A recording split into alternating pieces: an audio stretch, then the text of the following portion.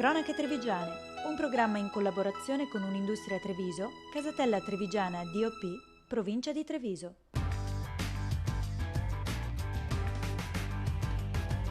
Z Group, Communication by Image. Ben ritrovati cari amici di Cronache Trevigiane, sta per partire una nuovissima puntata. Con noi oggi c'è il sindaco di Vedelago, Paolo Quaggiotto. Buongiorno a lei, iniziamo con lei questa puntata dedicata all'ambiente e dedicata in questo caso ad un evento che da queste parti si ricorda ancora. 6 mesi fa un tifone devastò il territorio, 3 comuni in particolare che andremo a conoscere. Dopo 6 mesi a che punto siamo? In questo momento possiamo dire che grazie soprattutto alla solidarietà e soprattutto anche alla buona volontà dei singoli, gran parte dei danni sono stati ripristinati. Però ovviamente abbiamo ancora dei problemi sul territorio che riguardano soprattutto lo smaltimento dei rifiuti. In questo momento stiamo dialogando con il Consorzio TV3 al quale abbiamo chiesto una particolare attenzione su questo aspetto, asportare i rifiuti caricando i costi di questi smaltimenti soprattutto nella tariffa, quindi a carico di quanti cittadini. Il Comune di Vedelago, come tanti altri comuni, in questo momento stanno adottando ed approvando gli strumenti urbanistici, quindi il PAT, e sul PAT noi abbiamo previsto delle particolari, diciamo così, indicazioni per quanto riguarda lo smaltimento delle acque meteoriche. Ovviamente una forte antropizzazione del territorio fa sì che molta superficie del territorio stesso viene resa impermeabile e noi ogni qualvolta che approviamo uno strumento urbanistico chiediamo anche che vengano predisposte tutte quante quelle opere di urbanizzazione volte soprattutto a recuperare l'acqua in superficie in modo tale che questa non crei problemi. Diamo un'indicazione del tipo che tutte le opere di urbanizzazione siano adeguate a questa impermeabilizzazione che stiamo facendo del territorio. Oltre a questo, per quanto riguarda anche gli aspetti ambientali e quant'altro, noi nel nostro strumento urbanistico abbiamo previsto anche la bioarchitettura, che è praticamente un modo di costruire che va nel rispetto dell'ambiente. Noi anche in questo senso abbiamo previsto delle agevolazioni, abbiamo previsto dei bonus, in particolar modo per quanto riguarda la bioarchitettura. Noi daremo dei bonus volumetrici per chi costruirà gli edifici in bioarchitettura. Ecco Sindaco, noi la ringraziamo per essere stato con noi, ci ha dato delle notizie davvero interessanti. Andiamo a conoscere adesso con il primo servizio alcune iniziative che vengono portate avanti nei vari comuni del Trevigiano tra monitoraggio, valorizzazione e così la diffusione di una nuova cultura ambientale. Nel frattempo noi andiamo a conoscere, ci spostiamo per conoscere il sindaco di Riese Pio X.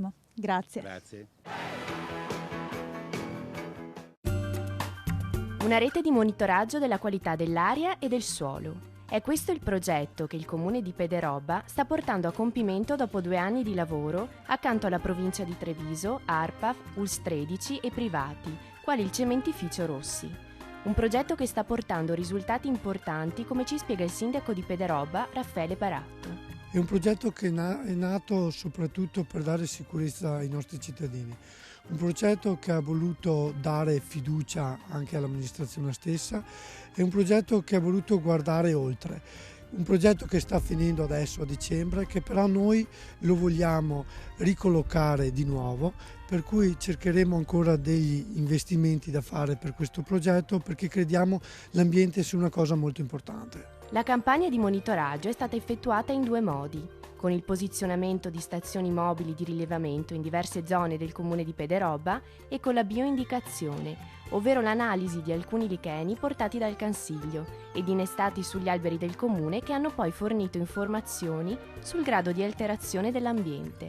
L'avvocato Forlin ci spiega le linee guida del progetto. La volontà non era di cercare soltanto l'inquinamento provocato dal cementificio, perché l'idea e il risultato è quello di monitorare l'intero territorio comunale. Però lavorando in sinergia anche con l'azienda l'ARPA è riuscita a monitorare anche processi diversi, chiedendo all'azienda di cambiare per esempio il tipo di combustibile in determinati momenti e di programmare delle marce controllate di modo che si potesse confrontare l'esito, i fumi e le conseguenze anche sull'ambiente e sull'aria. 180.000 euro il costo del progetto, i cui risultati sono visibili sul sito regionale dell'ARPAV e su quello del comune di Pederobba.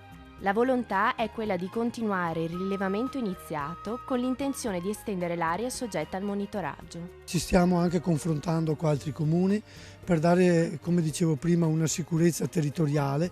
Le amministrazioni sono tutte quante convinte che l'ambiente oggi sia uno degli argomenti più importanti da seguire, soprattutto anche da investire, soprattutto per i nostri giovani e per le nuove generazioni. Ed eccoci rientrati, il nostro viaggio prosegue nell'ambiente e nel rapporto tra ambiente e amministrazioni comunali.